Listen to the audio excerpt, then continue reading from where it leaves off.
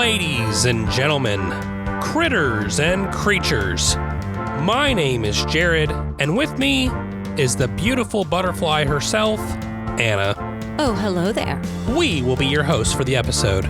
We are honored and grateful that you have joined us at our table. Here at the Game Table Podcast, we take a look at various board, card, and other tabletop games. We give an overview, provide a little insight on how to play, and share some of our thoughts, all in an attempt to give you an idea of how well it would fit for you and your table. Today, we're at the two-top table taking a look at Everdell Duo, designed by James A. Wilson and Clarissa A. Wilson. Artwork created by Engar Adirasa and Andrew Bosley, and published by Starling Games and Rebel SP Zoo.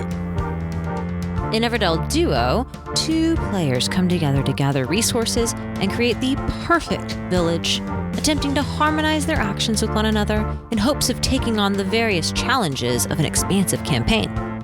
Or two players can come together to go head-to-head and compete to create the greatest woodland village of all time. The winner gets all the bragging rights, and they get the opportunity to take a nap beneath the wonderful Everdell tree. Join the table as we discuss Everdell Duo. So Jared. Yes? I have a question for you. Okay. This game is all about building your village. Or city, depending on your perspective. Depending on your perspective. But you've got to use the cards that are in the game. Sure. So my question is, if you just had a blank canvas and you were building your own village, what would be a must-have feature? Ooh, are we talking about only things that are in the game or literally anything that I want? No, blank canvas. Make up your own cards here. Oh my. Okay, so I think I have no choice but to say that any great village needs a gaming cafe. I think it just enhances the whole experience. It brings in tourism from out of town. It gives the locals a place to relax and refresh. It gives the owners the ability to exchange coin. It's perfect. I just think if I were to, I could have it be the cornerstone of my village, I think. How very inspiring. Yes. What about you?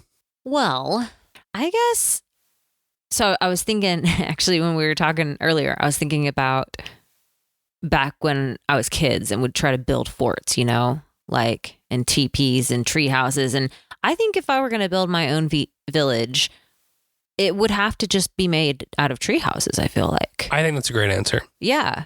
And so there'd be these interconnecting tree houses, and sure, there could be a game cafe tree house, and there could be, your fashionista tree house where you go and get all blinged up, and there'd be a tree house where you could go and hang out and have restaurants, and they'd all be connected by these rope bridges up in the treetops. That would be my village. So do you feel like you would need a center tree like the Everdell tree, or? It would most assuredly have a center tree like the Everdell tree. That would be almost like the community meeting room, kind of like a student center in like a college campus or something, where it's like, that's the hub, that's where everything happens. And maybe if it was a big enough tree, like, for example, the Everdell tree, you could have the center of it be the hub, and then even have little tree houses up on the branches that have like restaurants or things like that. That's my village. Okay. Yeah. I feel like you took the concept of taking a single thing and then made it the whole thing. Well, I am a big picture person. You know me. I was actually thinking that in my mind as I made that revelation. Anna can't think of one feature without having the whole blueprint behind it. The whole thing has to be interconnected. We have to know the big thing before we get to the details. Come on now. We're all connected. You know me. You know. I do. Well, you know this game, so can you tell us how to play? Yeah, definitely. So for those of you that have played the big game of Everdell Duo is similar in that you're trying to build and maintain the most prosperous forest cities. And you're kind of like the mayor of your city, trying to build it up with resources and buildings and attract critters from far and wide and plan special events. Now, the duo in the title, though, I believe is a little bit misleading because this is actually a 1 or a 2-player game. And in fact, there are 4 different ways to play this game. You can play it competitive with 2 players, cooperative with 2 players. You can play the campaign mode with 1 or 2 players. And you can also play through a challenge mode with either 1 or 2 players, where you try to accomplish different achievements with varying difficulty levels. So I'm going to give just a brief overview of the 2-player competitive version, and then explain how that would change if you played one of the other 3 versions. So just like in the bigger game of Everdell, although you do not have to have played that to enjoy this one, this is a worker placement game where you will place your workers to gain resources, which you will then trade in for cards that will be added to your city. Certain cards can work together and make it cheaper to buy cards later on, and there are also achievements or events that you can work towards that will give you extra points for earning them. Players will choose to play either as the tortoise or the hare, and will play around a common board with 12 cards turned up at all times in the meadow. The board has 4 farm locations where players can go to get resources that do not change, and 2 river locations that do change. There's also locations at the top where you can go to get resources, but they don't give quite as many as the river and farm locations. When it is your turn, you will perform one of 3 possible actions. You will either place a worker and gain the resources from the location where you placed your worker, or you may also place one of your workers on an event if you meet the listed requirements and achieve that event. The second action you can do is to play a card and trade in your resources to add that card to your city. And the third action you can do is choose to pick a card out of the meadow or off of the draw deck.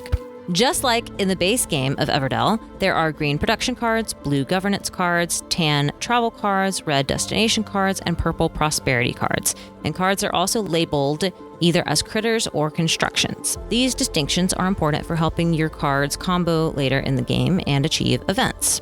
Here's the catch though. Depending on which action you choose, you will also be progressing a sun or a moon token down a path that has 6 spaces on it. So each time you place a worker, you'll move the sun 1 time. Each time you play a card, you'll move the moon, and each time you pick a card, you will either move the sun or the moon. Once the moon has reached the end of the track, nobody else will be able to play a card. And once the sun has reached the end of the track, no one else will be able to play a worker. So you have to be strategic with when you do these actions to make sure you can get everything done before the end of the season. Because when both the sun and the moon tokens reach the end of the path, the season is over and the next season begins. To start the next season, players will take back all their workers, move the sun and the moon tokens back to the beginning of the track, and perform the actions listed in the next season card. After 4 seasons, the game is over, and players will tally points on cards, purple bonus points, point tokens, and events. The player with the most points is the winner. So, that was the 1v1 version, but in the cooperative city building version, instead of competing against each other to build a city, you'll be working together to try to build the best city possible. And you can check the rulebook to see how well you did at the end. If you play the campaign version of the game, you can play either as 1 or 2 players, and if you play as 1 player, you'll be playing both the tortoise and the hare. And you will go through 15 chapters of challenges. There'll be slight rule changes each time that make it interesting until the very end.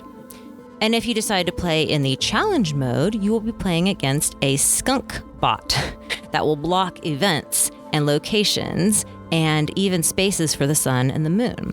This limits your option and is a real challenge to play. The challenge mode has easy, normal, and hard difficulties and 10 different challenges that you can play through. So, now that we know a little bit about how to play, let's get back to the table and discuss. All right, well, Anna, catch your breath. There's a lot to go through there. Yeah, I mean, 4 games in 1 box. What are you going to do, right? I don't know. Like, really, you've got competitive and cooperative and technically solo. You've got competitive, cooperative, solo, and campaign. I mean, you are correct. You can play just a one-off cooperative game versus going through the campaign, but it's essentially the same thing. I don't know.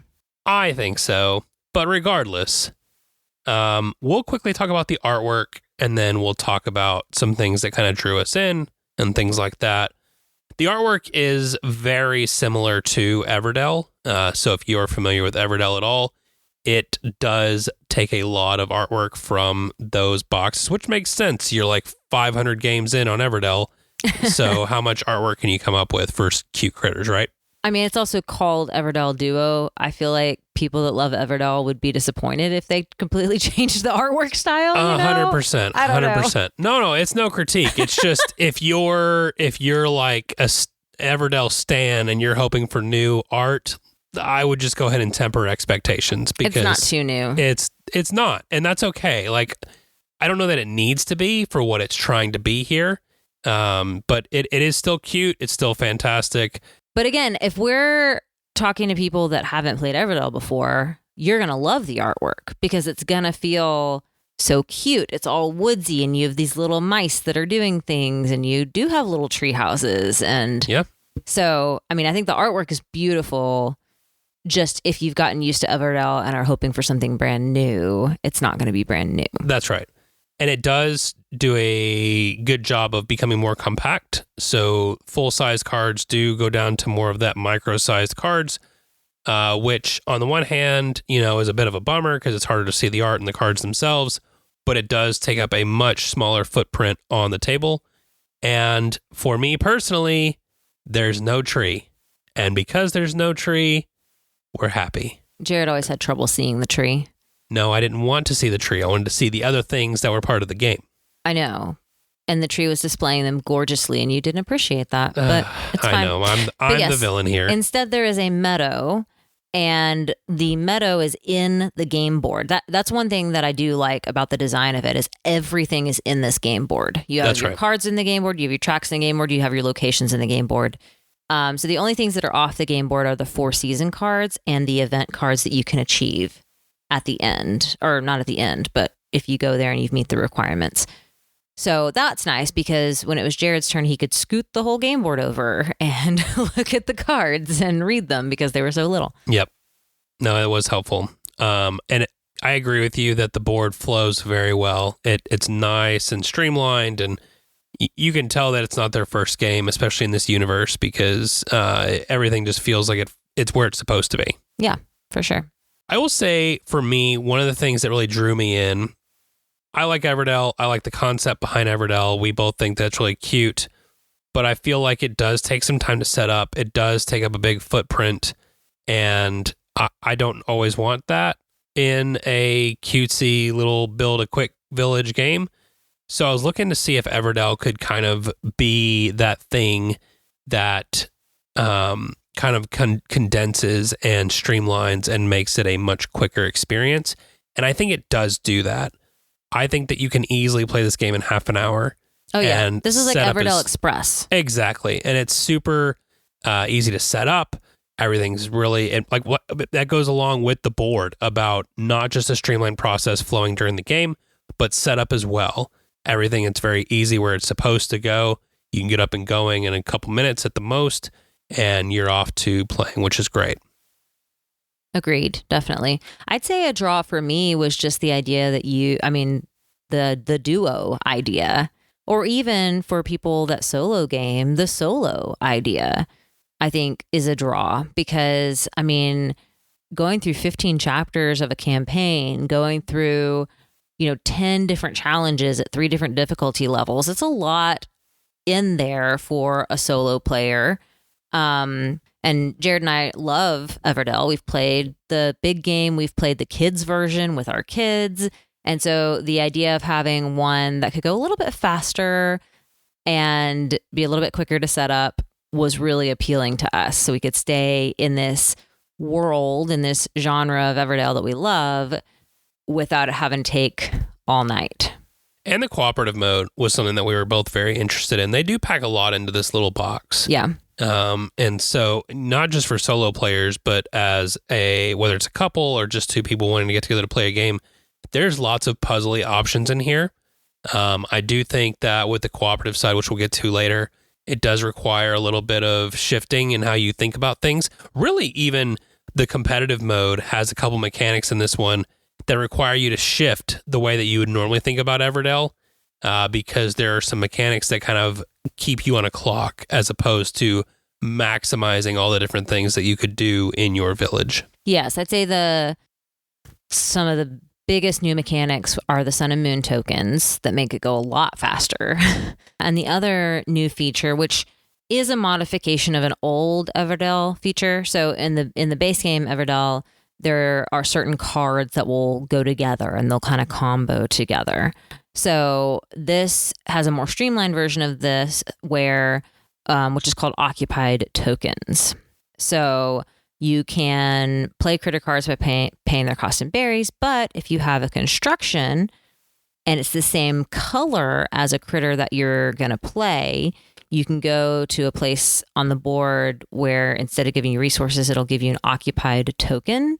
And then you can play the critter with the occupied token. And if you already have a structure in your village that matches the color, you can basically get that critter for free or just for the cost of the occupied token. That felt like a new component, but I mean, it was more of a streamlined version of an old component in Everdell.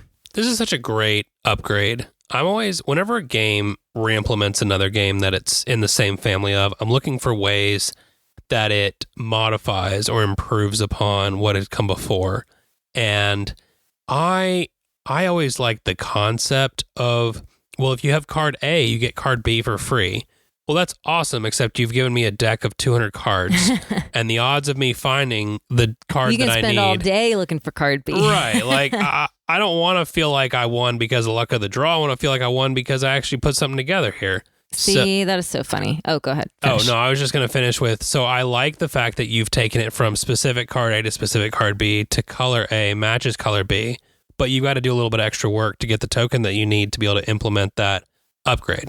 See, that's interesting that you say that you like that mechanic, because I probably would say I did not like that mechanic. Oh, man. I like the base game where specific cards will combo together and they make sense. And the idea of just the fact that you can just have any old structure, and as long as it's the same color as a critter. I mean, there was one game where I think I got like the queen or one of like the really expensive ones for almost nothing just because I built a purple structure. I don't know. I felt like I was cheating. But it adds to like that streamlined nature though, right? Like it's supposed to be quick, and even something as expensive as the queen, you should be able to pull quickly because the game's clipping as fast as possible. That's true. You're saying that it would be hard to save up for the queen because of how fast the game moves. I'm not saying it would be impossible. I'm just saying like the game wants you to have that streamlined feel of success, and it's doing that in a faster way than you would in like a normal Everdell game. I get it. I just, again, it felt a little bit too simplistic. But again, and that might be something that's a pro for some people. For me, I liked having to think a little bit more about my card strategy. I didn't feel like I had to think as much about my card strategy in this one, probably because it moved faster and because there wasn't so much complexity with how cards would combo together. It was very straightforward. You would just, get a structure and then you could get a critter. That's interesting you say that, because I feel like some of the extra thinking comes in the new mechanic of the sun and moon. Because unlike in your normal Everdell game where you can just try to maximize your turns and go as slow as possible, you don't have that in this game. You have a clock. And so you got to decide, am I going to play this card and move one token? Or am I going to play a critter and have to move the sun as opposed to the moon? Or am I going to do this other thing and I have the choice? Do I move the sun or the moon? Which is going to make it potentially harder for my opponent to be able to do the thing that they want to do. It's true. And I did like that mechanic. I did like that. I felt like that was a fun way to make a 2-player game feel more competitive without feeling directly cutthroat. I'm attacking you, you know? Absolutely. Because I could see you were going for something and move the sun to the end and then you couldn't get it that round. And I think, that you don't do that as much when you're playing a big game of Everdell with 4 people, because everybody's got this, huge grid of cards in front of them. It's hard to know their strategy, but when you're just playing one-on-one, it's a little bit easier to see the other person's strategy. And I think the sun and moon mechanic, I liked that one. It did make it go faster. You had to think about the progression of the sun and moon, even while you were thinking about your city building. I just didn't like the other one. I just didn't like the card combo thing. It just felt too broken, I guess. That's funny. I mean, that makes sense. You're the same person that said that if you won the lottery, you'd feel like you were cheating in life. So it's true. It makes sense. Some things in life are just meant to be hard, and then you treasure them more. That's my. Wow. I said it. I mean, I feel like so you very typically chose the tortoise, and I chose the hare in this game, and that very much reflects our own little personalities a little bit, I guess. Yes. The tortoise is the one that actually wins in the fable too, right? Oh, 100%. But in this game, that wasn't always the case. Choice. That's debatable. Anyway, any other mechanics that you liked about the game? Those are the 2 main ways that it was different, I would say. Yeah. I There were other differences. I mean, the events were a little bit different. The things at the start of each season were a little bit different, but you know what? There were a couple. Well, they might be in the game, and I just am not thinking in the main game, and I'm just not thinking of them. But I ran across a couple of cards that I just loved, and like one in particular in one of the games that we played where I could just claim one of the events that I'd completed just for kicks when I played this critter. I loved that one so much. Like just playing it down to be able to get this extra bonus immediately without having to burn actions where actions are already a tight economy, and having other cards like that. I just really enjoy adding little cards in that change that action economy. And so I don't remember seeing that in the base game. Maybe I'm wrong, but I do remember in this game just to be like, oh, there's a couple extra cards in here that have been really modified from what they look like in the base game. Yeah, no, I get it. That was a good one. And I don't remember exactly. I mean, there were some cards that were the same. I assume there's some cards that are different too. I didn't compare card to card with the other game. No, that makes sense. But again, I think we're talking to people that like Everdell. I think we're also talking to people that maybe Everdell was a little bit too weighty for you, or too weighty for your friend group, and you're interested in trying it out. I mean, this is a much less weighty, much faster in the genre of Everdell. So, or it might have been too weighty for your pocketbook. And I will go ahead and throw in that you can get this game for $35, which is more than half technically of the price of the base game MSRP. And we talked about in our episode with Ian and I that one of the things that holds a lot of people back from Everdell is that it's too high of a price. And so if you want to get in on this world but don't want to pay full price, I think this is a great starting point. If you've never gotten into Everdell or any of its games, this is a great place to start. And with the price point, with everything else, but I wanted to go ahead and throw that in there because I do think they got it right with the price point on this one, and I think that is a pro.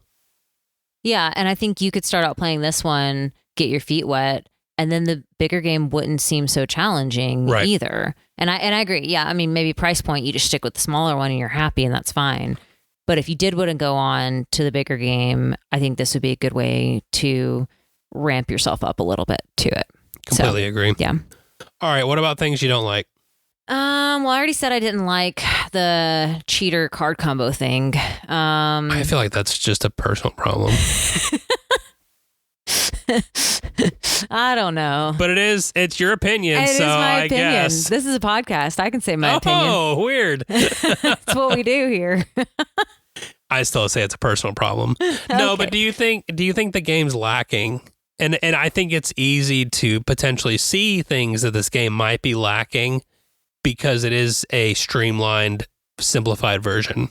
Yes. So I'll say the first couple times that we played this, I came away being like, I don't have any idea what to think about this because all I could see it as was just a stripped version of Everdell.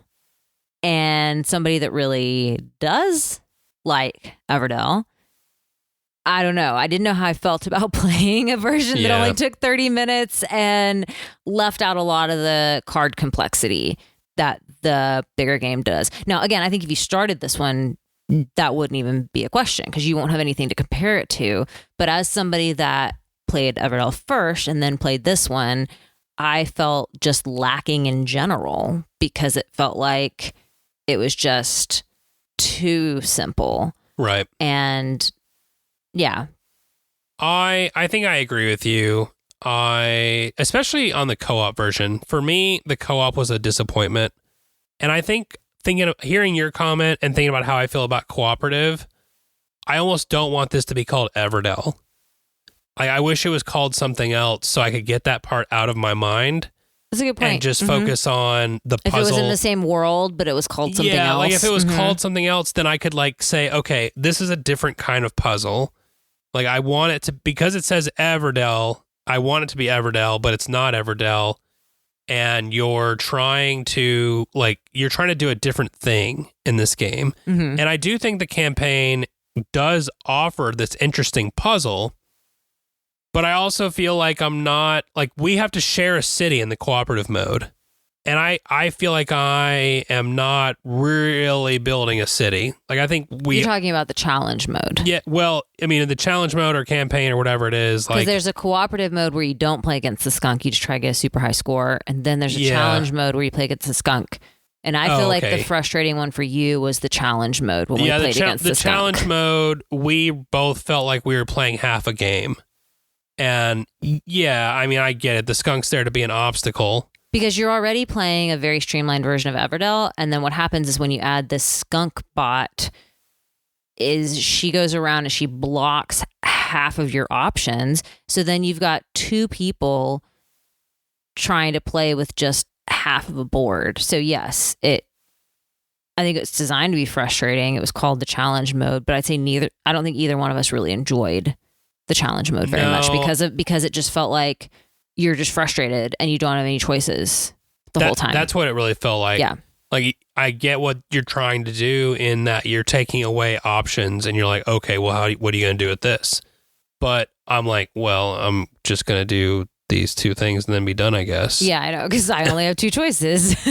So, I don't know. I liked the idea of something cooperatively in theory, but I don't know. It didn't pull me in. Now, I will say, I think that maybe we did ourselves a disservice because we played the competitive 2-player version of the game several times, and we're like, okay, this is fun. Let's go. And then we weren't quite ready to dive into the full 15-chapter campaign, so we were like, oh, hey, let's do this challenge mode. And we were reading through kind of quickly, learning the rules, and played the challenge mode, and kind of got slapped with how challenging it was. Yeah. And I think we ended up, I mean, did we win the first game, or we almost won the first game? We got really close to winning. I think, no, I don't remember if we lost the first one and then we won the second one. Yeah, I think so. We got close to winning the first one, but you just kind of felt like bad the whole time. But when I was reading, but when you go through the campaign, what it does is it adds aspects and rules as you go through the campaign that kind of almost work you up to some of the things that are included in the challenge mode. So I really think the way the game is intended to be played is, and it's the rule book's even written like this, is you learn the 2-player competitive and cooperative versions, and that's your basic rules. And then you play through the campaign, it adds different rules, it adds different skill sets, and then when you're done with the campaign, you can play this extra challenging thing. And I think the fact that we went to go play the challenge before playing through the campaign and working our way up to that may have contributed to our frustration. So I do want to add that because again, like, even the rule book is laid out in, like, that's kind of the order that it lays those out. Yeah, that's a fair caveat. But I think that's our big gripe. And it's a thing for, I said it already, it's a personal problem, right? Like, we want a challenge and we want a big steak and potatoes meal instead of something light and fluffy. And I think this game is more in the light and fluffy, and I think that's fine. Like I said, you want it to be streamlined so that you can get it to the table quickly and be able to, it's a good, I saw someone say this, it's a good midweek game where you get home from work, you might be tired, you might have to wait till the kids go to bed, and then you want to pull out something quick to play before you go to bed. And this is perfect for that because it's quick, it's streamlined, it's easy to really get into, and a lot of the mechanics are streamlined. And so I think if that's what you're looking for, or if you're wanting a good Everdell entry point, then that's not going to be a problem for you.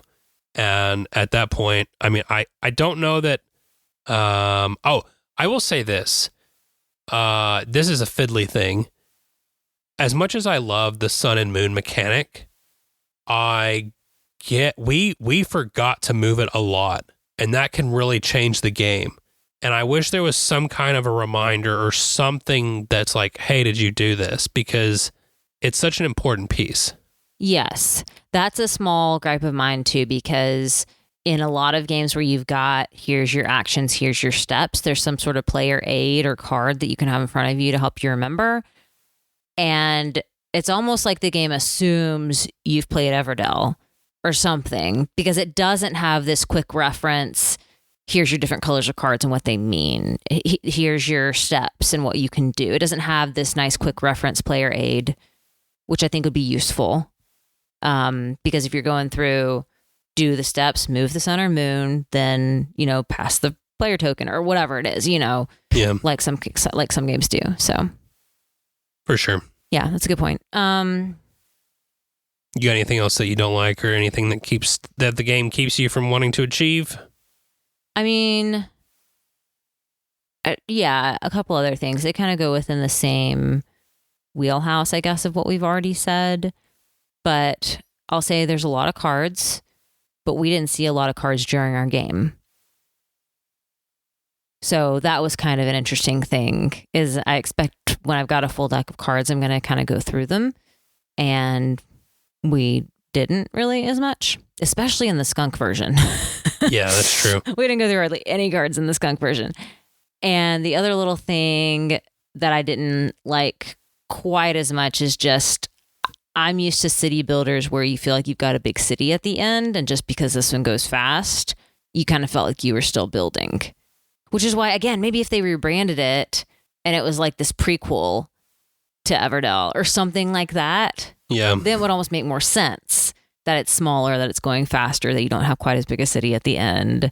And so, but again, if you're expecting something like Everdell, then that feels disappointing that you don't have this big thing that you've built at the end.